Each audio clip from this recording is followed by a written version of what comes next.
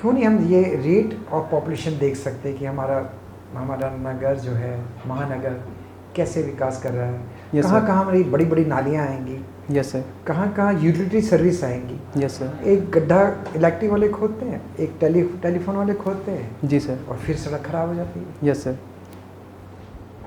तो इसको कैसे कर सकते हो आप एज एन डिप्टी कलेक्टर बनते हो, एडमिनिस्ट्रेटर बनते हो? Yes sir. सर जब हमें ऐसे विभागों की जिम्मेदारियां प्राप्त होती है तो मुझे लगता है सर सबसे इनिशियल लेवल पे हमें सर प्री प्लानिंग जब हम कर रहे होते हैं तब हमें सारे पहलुओं पर बहुत विस्तार से विचार करने की आवश्यकता है। सर वास्तव में ऐसा देखा गया है कि कई बार हम कोई निर्माण कार्य करते हैं, उसके बाद में फिर उसमें जब हमें सुधार करना होता है तो कई बार हमें खुदाई करनी होती है, कई सारी पाइपलाइंस डालनी होती है।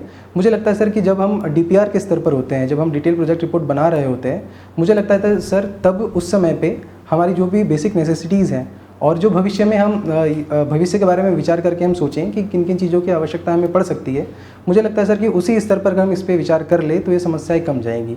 जहाँ तक बात सर वाटर लॉगिंग की है, तो चूँकि सर जब हम डेवलपमेंट कर रहे होते हैं, जब निर्माण कार्य चल रहे होते हैं, तो सर ये वाटर लॉगिंग की समस्या होती है। और चूँकि सर शहरों में अभी कंक्रीट स्ट्रक्चर ज़्यादा मात्रा में बढ़ रहा है, तो मुझे लगता है सर कि जल निकासी के प्रबंधन पे हमको सर एक बेहतर तरीके से, हॉलिस्टिक तरीके से सोचने की आवश्यकता है।